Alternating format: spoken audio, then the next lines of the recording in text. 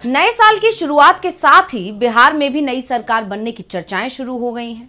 RJD यानी कि राष्ट्रीय जनता दल और जेडीयू यानी जनता दल यूनाइटेड की तरफ से संकेत भी मिलने लगे हैं कि जनवरी में ही महागठबंधन की सरकार बिहार में आ जाएगी। दोनों ही तरफ से एक दूसरे के लिए नरमी दिखाई जा रही है। नीतीश कुमार बीजेपी से नाराज हैं और इसकी कई वजह सामने आ रही हैं, जिसमें से सबसे बड़ी वजह अमित शाह का वो बयान ही है जो उन्होंने 16 दिसंबर को दे दिया था और उसे ले मारेंगे नीतीश कुमार और उनके साथ चिराग पासवान भी होंगे। इस हेडलाइन के साथ सोशल मीडिया पर और प्रिंट मीडिया पर और इंटरनेशनल मीडिया पर भी खबरें सुर्खियों में हैं। दोस्तों, अब नीतीश कुमार को लेकर काफी बड़ी खबरें एक के बाद एक सामने निकल के आ रही हैं कि किस तरह से नीतीश कुमार कौन से दिन का इंतजार कर रहे हैं, यानी इस दिन नीतीश कुमार जो है पलटी मार देंगे। दोस्तों, तो क्या कुछ खबर सामने निकल के आ रही है, हमारे साथ वरिष्ठ पत्रकार मौजूद है, इस रिपोर्ट को देखिए। नए साल की शुरुआत के साथ ही बिहार में भी नई सरकार बनने की चर्चाएं शुरू हो गई हैं। आरजेडी यानी कि राष्ट्रीय जनता दल और जेडीयू यानी जनता दल यूनाइटेड की तरफ से संकेत भी मिलने लगे हैं कि जनवरी में ही महागठबंधन की सरकार बिहार में आ जाएगी। दोनों ही तरफ से एक दूसरे के लिए नरमी दिखाई जा रही है। नीतीश कुमार बीजेपी से नाराज हैं और इसकी कई वजह सामने आ रही हैं, जिसमें से सबसे बड़ी वजह अमित शाह का वो बयान ही है जो उन्होंने 16 दिसंबर को दे दिया था और उसे लेकर तो बिहार के सीएम की नाराजगी स्वाभाविक मानी जा रही है। लेकिन जिस तरह से बीजेपी की तरफ से जेडीयू में सेंधमारी की कोशिश शुरू हो गई है, उसने तो नीतीश को परेशान ही कर दिया है। तो आज हम अपनी स्पेशल रिपोर्ट में बात करेंगे नीतीश की पलटी मारने की तैयारी की। नमस्कार, मैं हूं अंशिता। नीतीश कुमार बीजेपी से नाराज है और ये बात अब किसी से छिपी नहीं है और इसके एक दो नहीं बल्कि अनगिनत कारण है और सबसे बड़ा कारण है बीजेपी की किस तरह से नीतीश कुमार नाराज है। कोशिश यानी जिस तरह से बीजेपी ने अपने दूसरे सहयोगी दलों को कमजोर किया है, उसी तरह से बीजेपी अब जेडीयू को भी कमजोर करने की कोशिश में लग गई है, या कह सकते हैं कि खत्म करने की कोशिश में लग गई है। 2020 में भी बीजेपी की तरफ से जेडीयू को पहले कमजोर करने की कोशिश की गई थी, आपको याद ही होगा, और बाद में उसे तोड़ने की कोशिश हुई थी। ये बातें किसी और ने नहीं कही थी बल्कि खुद नीतीश कुमार ने अगस्त 2022 में कही थी, जब उन्होंने एनडीए छोड़ दिया था। नीतीश ने उस समय कहा था कि 2020 में हमारे उम्मीदवारों को हरवाने के लिए बीजेपी ने चिराग पासवान से हाथ मिलाया। इसके बाद 2022 में हमारी पार्टी को तोड़ने का प्लान बनाया। नीतीश कुमार ने आरसीपी सिंह, जिन्हें पहले नीतीश ने पार्टी का अध्यक्ष बनाया था और बाद में वो खुद मोदी सरकार में जाकर मंत्री बन गए थे, उनका नाम लिए बिना कहा था कि हमारे ही अपनों ने हमें धोखा दिया। बीजेपी के साथ मिल गए थे, बीजेपी की भाषा बोल रहे थे, जेडीयू को ही तोड़ने की कोशिश कर रहे थे और इसलिए हमने एनडीए छोड़ दिया। अब 2022 में नीतीश कुमार को जल्दी ही बीजेपी का खेल समझ में आ गया था, इसलिए समय पर वो संभल गए थे और आरसीपी सिंह को पहले उन्होंने मोदी सरकार से इस्तीफा देने के लिए मजबूर कर दिया और फिर उन्हें पार्टी से ही बाहर कर दिया और अब ऐसे ही कुछ हालात इस बार भी दिखाई दे रहे हैं।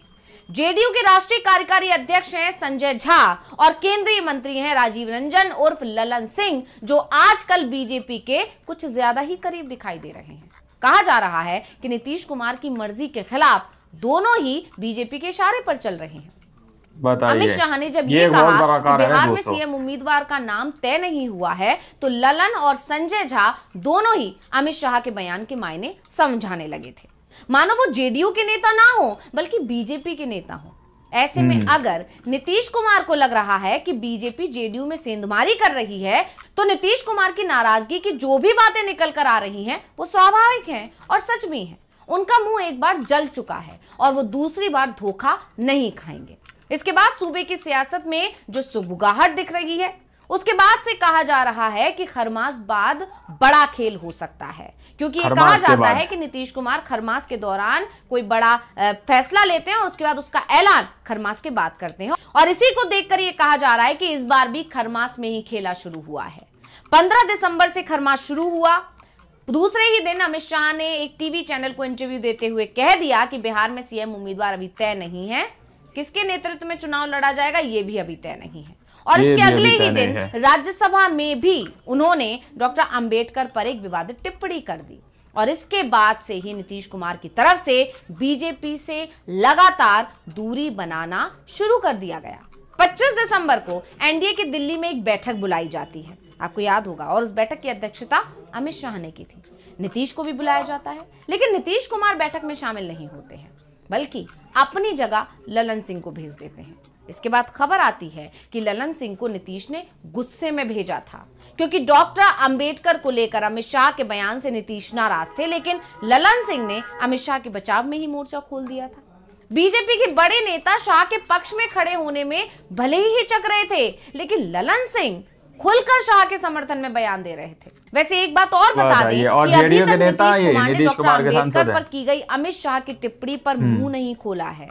बचाव तो वो करेंगे नहीं, ये तो साफ है, लेकिन अगर वो अमित शाह का विरोध करते हैं तो जाहिर सी बात है कि गठबंधन तुरंत ही टूट जाएगा और नीतीश कुमार 14 जनवरी तक इस गठबंधन को बनाए रखना चाहते हैं। तो अब नीतीश की बीजेपी से नाराजगी के कई संकेत मिल रहे हैं। पहला, दिल्ली गए तो बीजेपी के नेताओं से मुलाकात नहीं की, यहां तक कि पीएम मोदी और जेपी नड्डा से जो प्रस्तावित कार्यक्रम था उनका, उसको भी नहीं किया। पीएम मोदी और जेपी नड्डा से जो होने वाली थी उनकी मुलाकात, उसे रद्द करके एक दिन पहले ही पटना लौट आए और पटना जब लौटे तो चुप्पी साध ली, कुछ भी नहीं बोले, कोई बयान नहीं आया, जबकि सभी तरफ एक ही बात की चर्चा है कि अब नीतीश कुमार जल्दी ही पलटी मारने वाले हैं। लेकिन नीतीश कुमार की तरफ से इस तरह के कयासों को खारिज नहीं किया जा रहा है, जबकि पिछले दिनों नीतीश कुमार लगातार बिना पूछे ही ये कहे जा रहे थे कि अब हम कहीं नहीं जाएंगे, जो गलती कर चुके हैं दोबारा वो गलती नहीं दोहराएंगे। वहीं दूसरी तरफ अगर बात करें तो दूसरा, दिल्ली विधानसभा चुनाव में बीजेपी जेडीयू को एक भी सीट देने को तैयार नहीं है। तीसरा, नीतीश कुमार वहां से लौटते ही राज्यपाल आरिफ मोहम्मद खान से मिलने पहुंचे, लेकिन साथ में डिप्टी सीएम जो बीजेपी के हैं दोनों, एक हैं सम्राट चौधरी, दूसरे हैं विजय सिन्हा, उन्हें लेकर नहीं गए साथ में। चौथा, आरिफ मोहम्मद खान से नीतीश की मुलाकात के बाद तेजस्वी यादव भी उनसे मिलने पहुंचे और इसके बाद आरिफ मोहम्मद खान लालू से मिलने के लिए राबड़ी देवी के आवास पर पहुंचे। इन सब के बीच सभी की नजरें अब 14 जनवरी पर टिकी हुई हैं, क्योंकि बिहार में मकर संक्रांति के अवसर पर दही चूड़ा भोज का आयोजन किए जाने की परंपरा रही है। ये आयोजन बीजेपी, जेडीयू और आरजेडी के नेताओं की तरफ से किए जाते हैं। दावा किया जा रहा है कि इस बार 14 जनवरी को आरजेडी चीफ लालू यादव के आवास पर होने वाले दही चूड़ा भोज में जेडीयू के नेता और यहां तक कि नीतीश कुमार भी शामिल हो सकते हैं, क्योंकि अभी हाल ही में अब लालू यादव की तरफ से भी खुलकर यह बयान आ गया है कि नीतीश कुमार जब चाहे तब आ सकते हैं, हम सारी बातें भुलाकर हम उन्हें माफ कर देंगे और उनके लिए दरवाजे आरजेडी के हमेशा के लिए खुले हुए हैं और इसीलिए अगर वो आना चाहेंगे तो हम उन्हें अपने साथ लाएंगे और फिर सारे मतभेद भुलाकर हम मिलकर काम करेंगे। और इसी के बाद से अब कहा जा रहा है कि जब भी कार्यक्रम होगा तो जिस तरह से 2022 में जब रोजा इफ्तियारी हुई थी और नीतीश कुमार राबड़ी हाउस पहुंचे थे, उसी तरह से अब दही चूड़ा का जो कार्यक्रम होगा, भोज होगा, उसमें भी नीतीश कुमार जा सकते हैं और इसी भोज के साथ महागठबंधन की सरकार गठन पर मुहर लगा दी जाएगी। सूबे की सियासत में जिस तरह की सुगबुगाहट दिख रही है, उससे अनुमान लगाया जा रहा है कि खरमास बाद कुछ नया हो सकता है। सबकी निगाहें अब नीतीश कुमार पर टिकी है। अगर वो एनडीए से अलग होते हैं तो इंडिया गठबंधन में ही शामिल होंगे, ये तय है। इंडिया गठबंधन से उन्हें जब तक हरी झंडी नहीं मिलेगी तब तक वो पाला नहीं बदलेगी। वैसे कहा जा रहा है कि 2025 का जो विधानसभा चुनाव होगा, नीतीश कुमार का वो आखिरी विधानसभा चुनाव हो सकता है, या शायद वो अपनी आखिरी सियासी पारी इस समय खेल रहे हैं, जो 2025 के आखिरी में समाप्त हो जाएगी। लेकिन नीतीश कुमार को लेकर कोई भी अंदाजा लगाना हमेशा मुश्किल होता है। वो राजनीति के धुरंधर हैं, वो हर कदम सधे अंदाज में बढ़ाते हैं। वर्ष 2020 से अब तक वो 2 बार कह चुके हैं कि ये उनका आखिरी चुनाव है। बीते विधानसभा चुनाव के दौरान पहली बार उन्होंने कहा था कि ये उनका आखिरी चुनाव है। दूसरी बार उन्होंने महागठबंधन के साथ रहते हुए कहा था कि 2025 का चुनाव तेजस्वी यादव के नेतृत्व में होगा और इस बीच उन्हें भारत रत्न जैसे सर्वोच्च सम्मान देने की मांग पक्ष और विपक्ष दोनों के ही नेताओं की तरफ से की जाने लगी है। जेडीयू के राष्ट्रीय कार्यकारी अध्यक्ष संजय झा ने कहा था कि उन्हें भारत रत्न मिलना चाहिए। भाजपा सांसद गिरिराज सिंह ने भी नीतीश को भारत रत्न देने की मांग की है। इस पर कहा जाता है, जानकारों का कहना है कि ऐसा करके नीतीश को भारत रत्न दिया की कोशिश है। वहीं आरजेडी के सीएम फेस तेजस्वी यादव भी नीतीश को भारत रत्न देने के पक्ष में है। इससे अनुमान लगाया जा रहा है कि नीतीश की सक्रिय सियासत से सम्मान पूर्वक विदाई की तैयारी चल रही है और इसमें सत्ता पक्ष विपक्ष सब एक साथ नजर आ रहे हैं और ऐसा हुआ तो ये नीतीश की आखिरी सियासी पारी हो सकती है। बहरहाल नए साल में खरमास तक इंतजार करना होगा, जिसके बाद ही साफ होगा कि नीतीश कुमार के मन में आखिर चल क्या रहा है। तो रिपोर्ट आपको कैसी लगी, हमें कमेंट करके अपनी राय जरूर दीजिएगा। इसी के साथ मुझे दीजिए इजाजत। देखते रहिए डीवी लाइव। नमस्कार।